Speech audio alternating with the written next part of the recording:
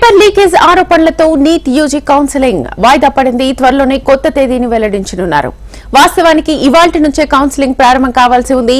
మే 5న పరీక్ష నిర్వహించగా జూన్ 4న ఫలితాలు వెలువడ్డాయి.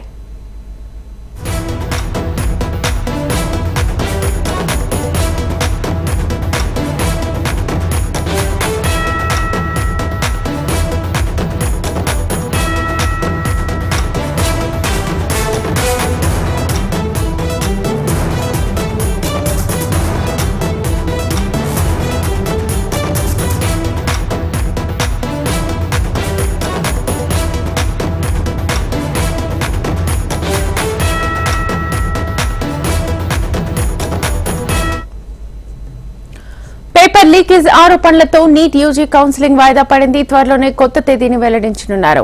వాస్తవానికి ఇవాల్టి నుంచే కౌన్సిలింగ్ ప్రారంభం కావాల్సి ఉంది. మే 5న పరీక్ష నిర్వహించగా జూన్ 4న ఫలితాలు వెలువడ్డాయి. ఇదే అంశానికి సంబంధించి ఫుల్ డీటెయిల్స్ మా ప్రతినిధి శిరీష్ అడిగి తెలుసుకుందాం. శిరీష్, శ్వేత, వైద్య విద్యా కోర్సుల్లో ప్రవేశాల కోసం నిర్వహించిన నీట్ యూజీ 2024 పరీక్షల్లో అక్రమాలు చోటు చేసుకున్నాయని చెప్పేసి విపక్షాలతో పాటు ఆస్పిరెంట్స్ కూడా పెద్ద ఎత్తున ఆరోపణలు చేయడంతో దీనిపైన తీవ్ర దుమారం లేగింది.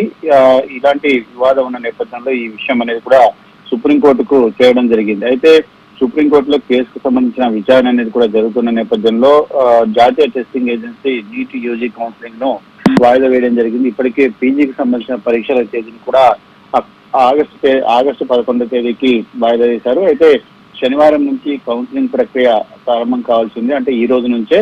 అయితే తదుపరి నోటీసులు ఇచ్చేంత వరకు కూడా దాన్ని వాయిదా వేస్తున్నట్లుగా జాతీయ టెస్టింగ్ ఏజెన్సీ ప్రకటించడం జరిగింది. అయితే కొత్త తేదీలను విద్యాశాఖ త్వరలోనే ప్రకటిస్తుందని చెప్పేసి కూడా ఒక ప్రకటనలో విడుదల చేయడం కూడా జరిగింది. నీట్ కౌన్సిలింగ్ ను వాయిదా వేసేందుకు సుప్రీంకోర్టు నిరాకరించినప్పటికీ కూడా నేషనల్ టెస్టింగ్ ఏజెన్సీ నిర్ణయం తీసుకోవడం అనేది ప్రస్తుతం చర్చనీయాంశంగా మారింది. అయితే ఈ ఏడాది మే 5వ తారీఖున నీట్ యూజీకి సంబంధించిన ప్రవేశ పరీక్ష నిర్వహించారు. అందులో పేపర్ లీకేజ్ తో పాటుగా పరీక్ష నిర్వహణలో అవకతవకలు కూడా చోటు చేసుకున్నాయని చెప్పేసి వార్తలు రావడంతో పెద్ద ఎత్తున కూడా దేశవ్యాప్తంగా ఆందోళన లేగింది. సో ఈ నేపథ్యంలో ఫలితాల్లో దాదాపు ఏకంగా 67 మందికి జాతీయ స్థాయిలో మొదటి ర్యాంక్ రావడం అనేది కూడా ప్రస్తుతం చర్చనీయాంశంగా మారింది. సో ఈ నేపథ్యంలో ప్రస్తుతం రైట్ శిరీష్, థ్యాంక్ యూ.